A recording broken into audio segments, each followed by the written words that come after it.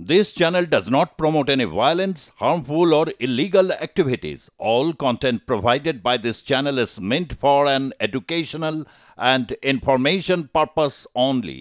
কিন্তু তাই বলে আমার জাতিকে আক্রমণ করবে আমি বলবো না। আমার কাছে আগে দল না, আগে আমার জাতি। আপনি লিখে দেন, আমি ওসব পরোয়া করি না।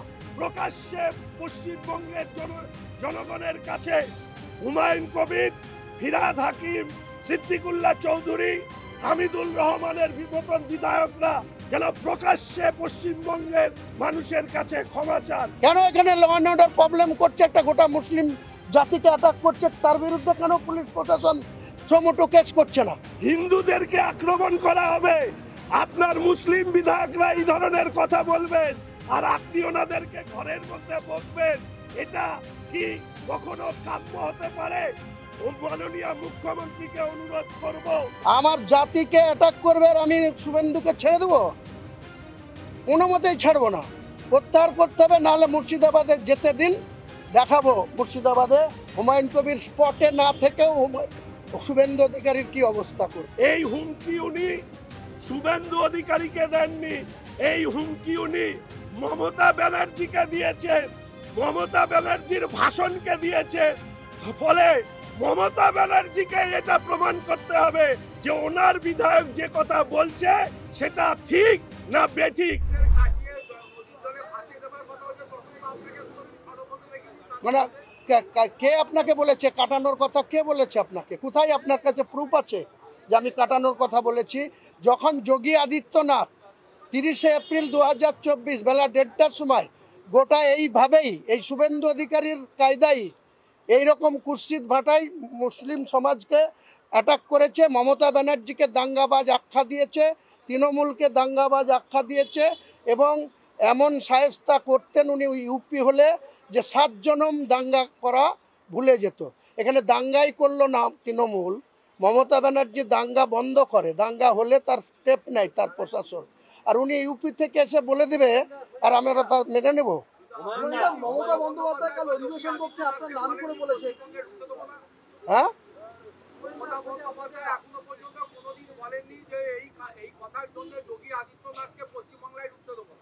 কেন বলবেন? কেন বলবেন?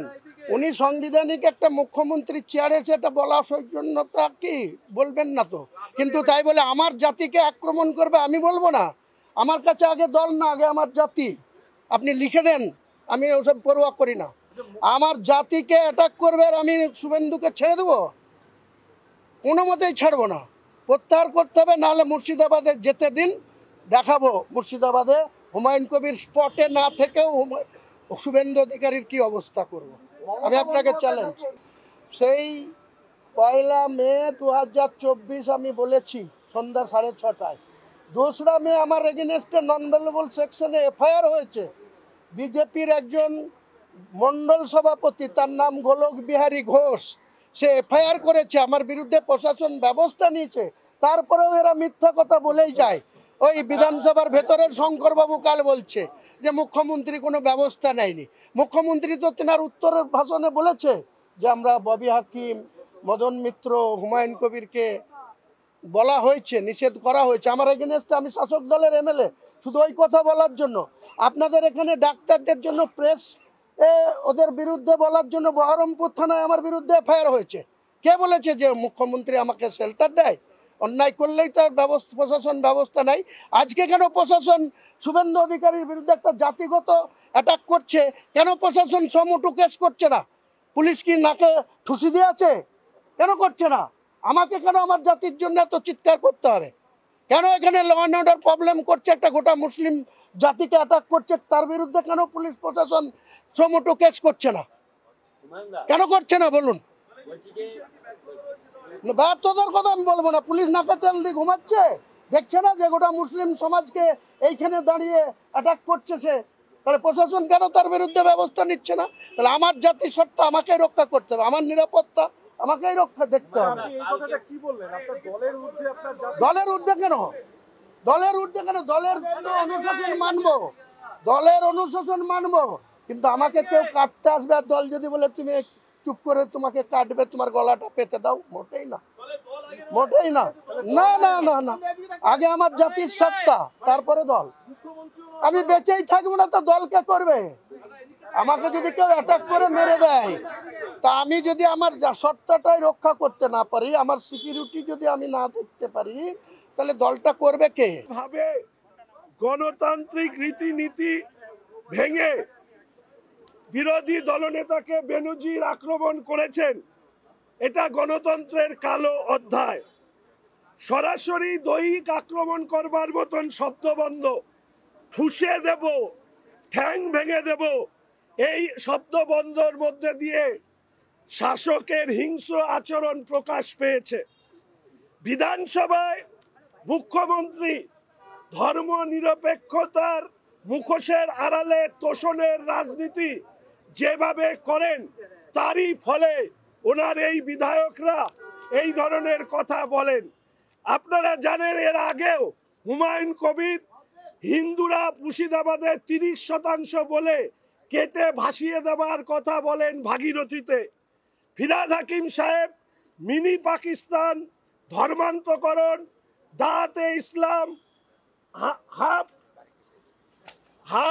half of the Bengal will speak in Urdu, এই ধরনের সংবিধান বিরোধী মন্তব্য করেন।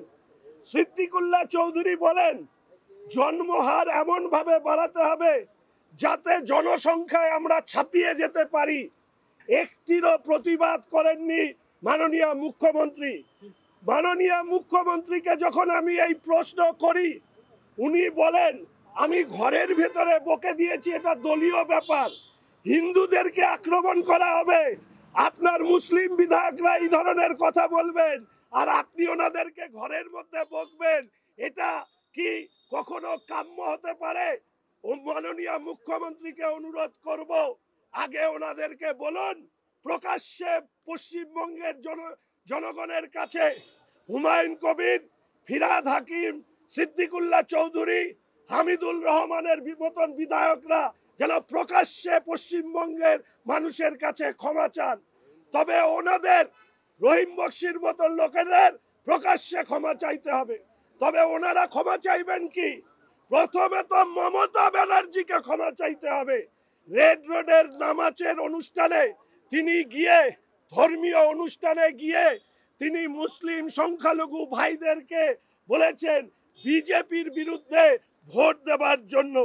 আমরা সব সময় কথা বলছি যে পশ্চিমবঙ্গের যে পরিস্থিতি তৈরি হয়েছে তার জন্য দায়ী হচ্ছে একমাত্র মমতা ব্যানার্জি। তিনি মুসলমানদের থেকেও বেশি মুসলমান হতে চাইছেন, ফলে হিন্দু মূর্তি ভাঙা, হিন্দু উপাসনালয় ভাঙা, সরস্বতী ঠাকুর পুজো হচ্ছে হাইকোর্টের নির্দেশে পুলিশ পাহারায়, দোল উৎসবের সময় সেটাকে বিভিন্ন বিধিনিষেধ আরোপ করা, অর্থাৎ পশ্চিমবঙ্গে হিন্দু হওয়াটা মমতা ব্যানার্জির রাজত্বে অপরাধ। তাই আমাদের মাননীয় বিরোধী দলনেতা বলেন এটা হচ্ছে জামাতের সরকার চলছে। আর এই জামাতের সরকারে শুধুমাত্র আপনারা যদি ভাবেন যে শুধুমাত্র সংখ্যাগুরুরা বিপদে পড়েছে, তা নয়। পিছিয়ে পড়া সংখ্যা যারা মুসলিম সংখ্যালঘুরা আছেন, তৃণমূল কংগ্রেসের অপরাধ মনস্ক, দুর্নীতিগ্রস্ত যে বাহুবলী মুসলিম নেতাদের স্বর্গ রাজ্য বানিয়ে এই পশ্চিমবঙ্গটাকে নরকে পরিণত করেছে এই মমতা ব্যানার্জি। তাই আমি স্পিকার সাহেবের কাছে দৃষ্টি আকর্ষণ করতে চেয়েছি যে অবিলম্বে হুমায়ুন কবির, সিদ্দিকুল্লাহ চৌধুরীদের মতন বিধায়ক যারা বিধানসভায় আছেন তাদেরকে অবিলম্বে বিরোধী দলনেতাকে দেওয়া হুমকিকে প্রত্যাহার করতে হবে, নচেত বিধানসভার আইন অনুযায়ী তাদের বিরুদ্ধেও ব্যবস্থা নিতে হবে। এই আবেদন রেখেছি আমরা ভারতীয় জনতা পার্টি পরিষদীয় দলের পক্ষ থেকে। এই হুমকি উনি শুভেন্দু অধিকারীকে দেননি, এই হুমকি উনি মমতা ব্যানার্জিকে দিয়েছেন, মমতা ব্যানার্জির ভাষণকে দিয়েছেন। ফলে মমতা ব্যানার্জিকে এটা প্রমাণ করতে হবে যে ওনার বিধায়ক যে কথা বলছে সেটা ঠিক না বেঠিক এটা মমতা ব্যানার্জিকেই প্রমাণ করতে হবে, শুভেন্দু অধিকারীকে করতে হবে না। আর শুভেন্দুদা গতকালই যা বলার বলে দিয়েছে, একটা কেশাগ্র স্পর্শ করে দেখা। হুমায়ুন কবিরের মতন দুর্নীতিগ্রস্ত অপরাধ প্রবণ তৃণমূল কংগ্রেসের জন্মসূত্রে মুসলিম এই ধরনের যারা, তারা হচ্ছে পশ্চিমবঙ্গে ত্রাস তৈরি করেছে। আজকের দিনে অনেকে বলেন যে শুভেন্দু অধিকারীকে তো আমরা এই ভাষায় কথা বলতে শুনিনি। আজকে শুভেন্দু অধিকারীকে এই ভাষায় কথা বলতে হচ্ছে, কারণ এই ধরনের লোক, এই হুমায়ুন থেকে, সিদ্দিকুল্লাহ থেকে শুরু করে, কি রহিম বক্সির থেকে শুরু করে, তাদের ফিরাদ বাবুদের মতন বিধায়কদের, মন্ত্রীদের, তাদের কি প্রাপ্য সেটা শুভেন্দু বাবু এই যে বক্তব্যগুলো তৃণমূল কংগ্রেসের বিধায়কদের কাছ থেকে শুনছেন, তার পরিপ্রেক্ষিতে তাদের কি প্রাপ্য হওয়া উচিত, জনগণ কি চাইছে, সেটাই শুভেন্দু বাবু বলেছেন।